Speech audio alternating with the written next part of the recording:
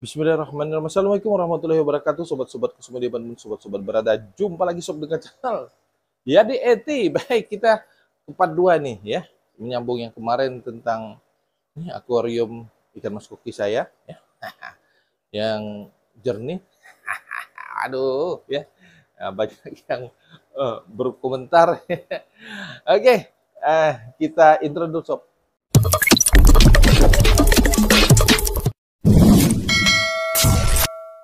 Baik, sobat-sobat semua, ya kita menyambung yang kemarin. Nih, apa sih ya yang salah satunya ya, salah dua, salah tiga, salah empat yang membuat air ini jernih ya? Ya pengaruh dari bakteri baik atau bakteri pengurai yang ada di dalam air akuarium filter ya, seluruhnya ini ya, sehingga mendukung untuk proses penjernihan pembeningan. Nah, seperti yang saya sebutkan di konten sebelumnya, saya menggunakan ini salah satunya nih, ini penjernih air ya.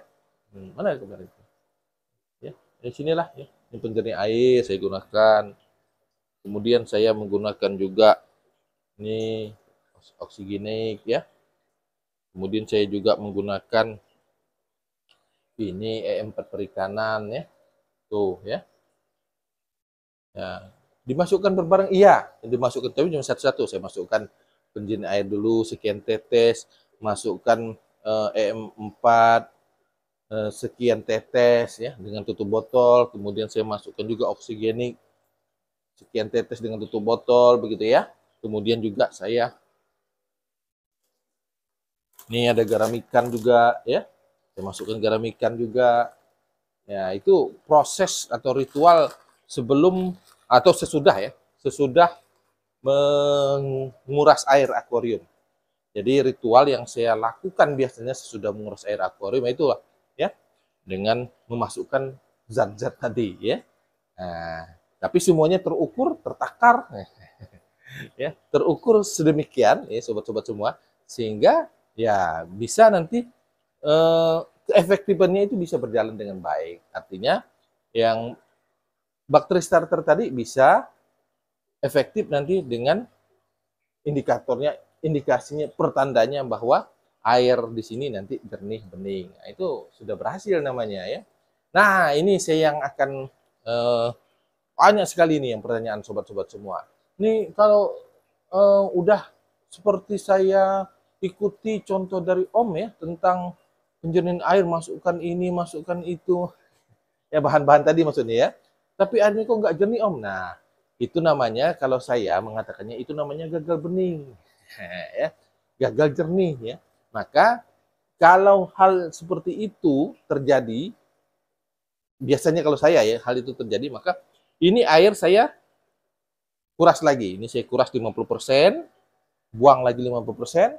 Kemudian ritual tadi saya ulangi lagi. Tetapi dengan catatan ya, dengan volumenya sudah diperkecil. Karena misalnya, kalau tadi saya menaruh atau meneteskan EM4 lah misalnya di sini ya, dengan takarannya tutup botol, katakanlah seperempat tutup botol, maka saya kurangi dari seperempat tutup botol tadi, karena ini sudah 50% air yang dikuras. Kalau tadi kemarin misalnya 80%, ini 50%, maka volume airnya kan berbeda. Maka untuk takaran E4-nya itu berkurang. Begitu juga dengan garam ikan, begitu juga dengan penjernih air, begitu juga dengan oksigenik, semuanya dikurangi. Karena menyesuaikan dengan air yang masuk ke dalam, air baru ya, air baru yang masuk ke dalam akuarium ini. Begitu ya sobat-sobat semua. Nah biasanya hal itu kalau sudah 2 kali berhasil dengan mantap ya.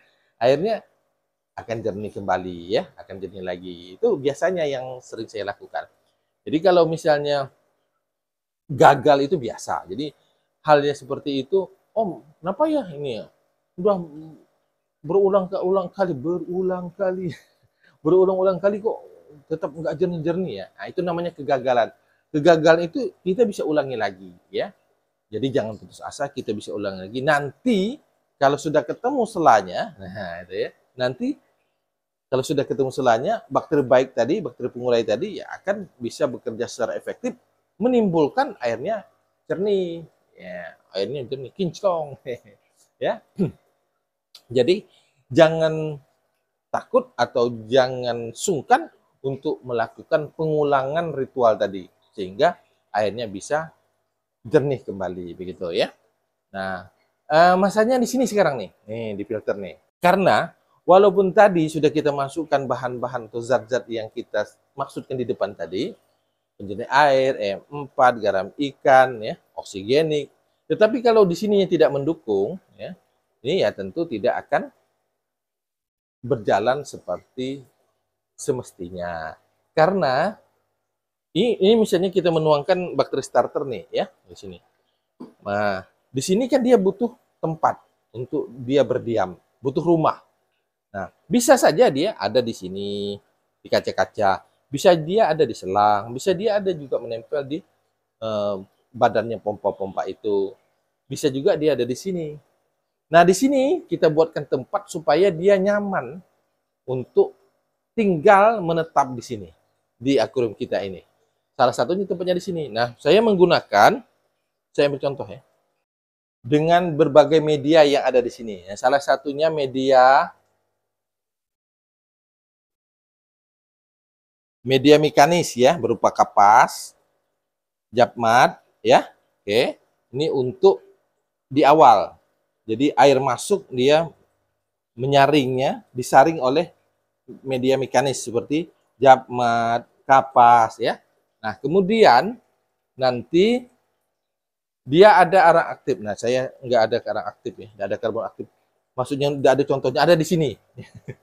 Jadi keduanya itu karbon aktif. Jadi media mekanis, kemudian media kimiawi, karbon aktif atau arang aktif, barulah media biologis. Nah, media biologis ini berupa nih, nah, biobol ya, biobol atau ini misal ya, ini salah satunya nih, ini media biologis, ini biobol, ini karang jahe, nah, ada di sini nih ya. Atau boleh juga ring keramik boleh, laparok boleh, kemudian kristal bio boleh ya. Nah, itu. Ya, pokoknya media biologis ya. Tetapi kalau misalnya kita sering menggunakan garam, nah kalau saya sering menggunakan garam, saya menggunakan biobol karena supaya tidak nanti ring itu ketemu garam akan terkikis. Tapi kalau masih sesuai sih nggak terkikis banget juga ya, gitu ya. Jadi masih ditoleransi lah ya. Tapi kalau misalnya kita banyak-banyak gitu nambahkan garam, ya terkikis iya ya. Tapi kalau karang jahe sih nggak terkikis ya, selama penggunaan oleh saya di filter saya ya, itu enggak ya. Nah, jadi biobol, karang jahe sebagai media biologisnya. Nah, itu yang nanti menjadi tempat bakteri baik di dalam akuarium kita, terutama di filter ini, sehingga membuat dia nyaman dan bisa menguraikan kotoran-kotoran yang ada di dalam akuarium ini, sehingga membuat air menjadi jernih. Nah, itu jadi kita sediakan tempat untuk dia berdiam, bakteri pengurai, bakteri baik di dalam akuarium kita, terutama di filter ini. Itu ya, sobat, kuncinya itu. Sehingga kita mengandalkan bakteri pengurai, bakteri baik untuk menjernihkan air ini. Nah, salah satu bantuannya kita gunakanlah penjernih air secara kimiawi ya.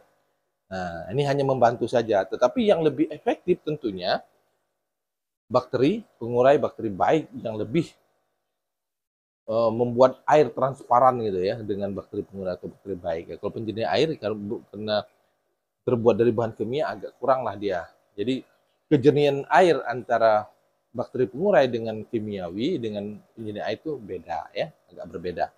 Lihat ini terus terang ini dari kerja kerasnya bakteri pengurai nih, bakteri baik nih, sehingga membuat air jernih seperti ini ya, begitu ya sobat-sobat semua.